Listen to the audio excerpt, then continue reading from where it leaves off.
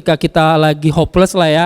Apalagi di kuliah itu kan tuntutannya adalah nilai. Dan titik stresnya di kuliah jauh lebih tinggi daripada SMA. Boleh cerita nggak titik stresnya bro? Itu apa dan bagaimana handle-nya? Apakah ada Tuhan melibatkan doa sama Tuhan? Dulu pada saat aku di University of Washington ini, yang aku kayak mau gila itu, aku udah belajar sehari nggak tahu udah berapa puluh jam, yang membuat aku cuma tidur 3 jam lagi di perpustakaan itu kan. Setiap hari kayak gitu. Udah kerja keras kayak gitu, masih nggak ngerti lagi.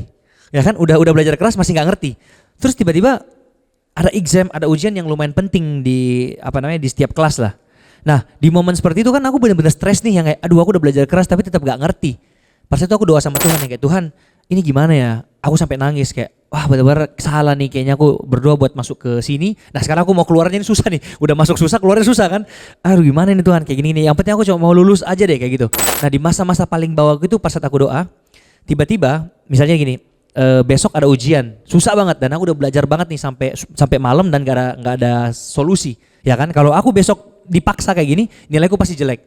Tiba-tiba jam 12 malam ada orang Thailand ngechat di grup, ada nggak yang mau belajar bareng di perpustakaan di ruangan ini ya? Ini jam 12 malam nih. Dia ngechat tiba-tiba di grup kelas. Nah, di hatiku kan kayak oh ini pasti asisten dosen, pasti dibayar dong, nggak mungkin dong ada orang jam 12 malam ngechat kayak gitu. Ya udahlah aku datang. Anehnya pas aku datang, aku satu-satunya orang yang datang ke sana. Nah, mulai aneh kan? Ya udahlah, mungkin kebetulan aku doang nih yang paling bodoh, misalnya yang lain mungkin udah pada bisa kan. Belajarlah aku sama dia. Benar-benar diajarkan ya kan, sampai ngerti. Nah, besok ujian nilaiku bagus. Ya kan? Wih, mau berterima kasih dong sama ini orang, ketemu lagi. Setiap kali ada PR yang enggak aku ngerti, itu diajarin sama orang Thailand ini. Terus-menerus dari awal bulan sampai lulus ke kelas itu, aku dituntun benar-benar sama orang Thailand ini. Dan pada saat di akhir daripada semester itu, aku nanya, kamu tuh sebenarnya ngapain sih kayak gini? Dia nggak apa-apa, aku cuma pengen bantu doang. Aku tanya, kamu asisten dosen? Enggak. Kamu dibayar? Enggak. Terus aku udah kayak nggak enak gitu kan, kayak apa sebenarnya tujuan ini orang ngajarin, dan setiap aku diajar, aku satu-satunya doang yang datang. Nggak ada lagi yang datang gitu loh. Terus akhirnya, yaudah deh aku bilang, aku harus beliin orang sesuatu sebagai bukti tanda terima kasih kan. Aku belilah barangnya. Semester depannya pas masuk ke kampus lagi, aku mau ngasih nih orang. Tahu gak apa yang terjadi? Dia udah pindah kampus. Dia udah gak di University of Washington lagi, dia pindah ke University of Boston. Terus aku kaget kayak, kok bisa kayak kebetulan banget gitu loh. Yang kayak kenapa di saat aku gak bisa di kelas ini, Tuhan taruh satu orang ini untuk bantuin aku sampai lulus nilainya bagus. Kemudian di semester depannya, hal yang sama terjadi. Karena aku gak bisa coding, stres lagi dong, gak ada bantuan lagi. Aku doa lagi sama Tuhan, Tuhan taruh orang Korea lagi, bantuin aku sampai lulus lagi. Gitu terus setiap quarter ada orang yang Tuhan taruh untuk sampai akhirnya aku lulus. Lulusan terbaik cum laude 3,8 dari University of 3,8 cum laude dari University of Washington.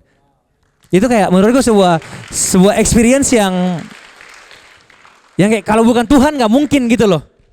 Itu berarti intinya dari poin ceritanya, setiap kita tuh pasti mau kita punya masalah sulit apapun, Tuhan pasti nempatin seseorang ya yang membantu kita. Bahkan kalau ibaratnya kita lagi burn out atau lagi ngadepin masalah, pasti ada orang-orang terdekat kita juga yang bantu kita. Halo, aku Samuel Chris, sama seperti kalian yang pernah merasakan yang namanya overthinking, cemas, merasa takut, minder, sakit hati, dikecewakan, merasa putus asa di dalam menjalani setiap harinya. Karena disakiti teman, dibully. Aku percaya loh, ketika kita datang sama Tuhan, berdoa sama Tuhan, hal itu bisa membuat kita bangkit lagi. Aku juga mau ajak kamu nih untuk punya support system yang secara khusus mau berdoa buat kamu. Kamu bisa langsung hubungi layanan doa dan konseling CBN di nomor yang tertera di bawah ini. Sama aku Andrew, aku pengen nanya, kalau misalkan orang tua ngedorong kita ke jurusan yang mereka inginkan gitu, tapi kita emang gak ada passion sama bakat di situ, responnya apa yang harus kita respon ke orang tua gitu? Gue bacain ya biar sekalian bro bisa jawab ya. Aku pengen banget sekolah masak kak, tapi mama bilang masak itu gak usah pakai sekolah. Semangat aku langsung patah karena perkataan mama dan karena gak dapet dukungan mama.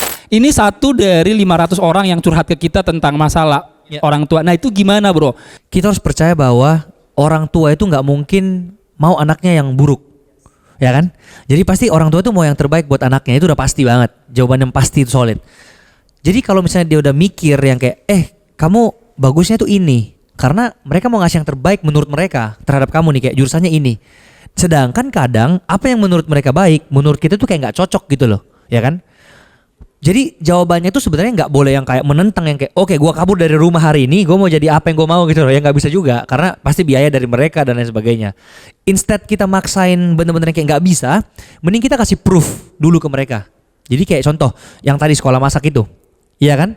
Nah daripada maksa banget aku harus sekolah masak, mendingan belajar masak sendiri dulu dari YouTube dan dibuktikan bahwa ma ini aku masak ya, dicobain ke mamanya enak kan gitu loh.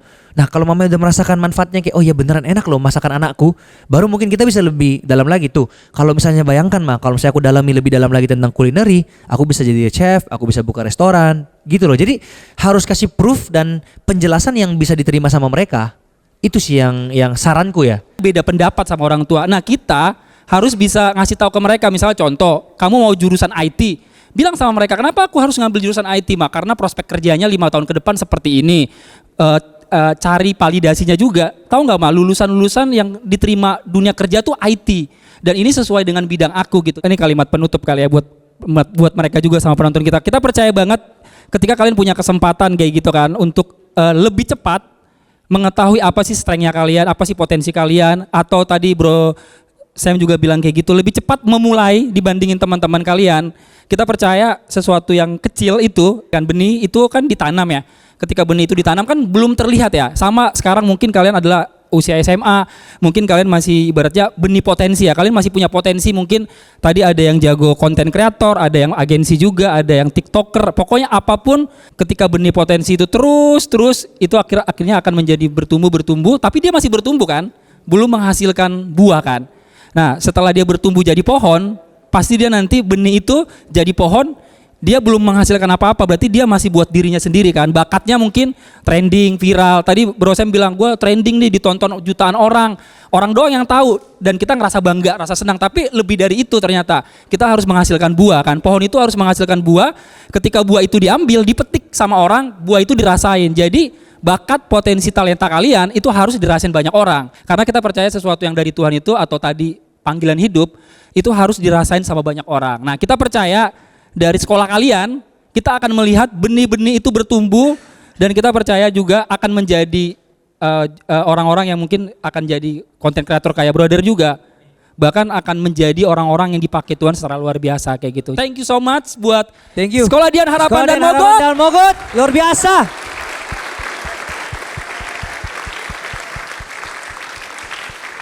Oke, kita sama-sama pamit, mau bilang apa? God bless you.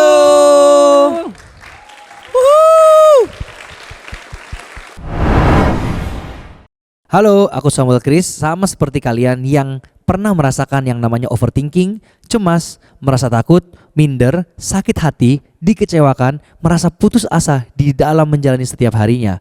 Karena disakiti teman, dibully. Aku percaya loh, ketika kita datang sama Tuhan, berdoa sama Tuhan, hal itu bisa membuat kita bangkit lagi. Aku juga mau ajak kamu nih untuk punya support system yang secara khusus mau berdoa buat kamu. Kamu bisa langsung hubungi layanan doa dan konseling CBN di nomor yang tertera di bawah ini.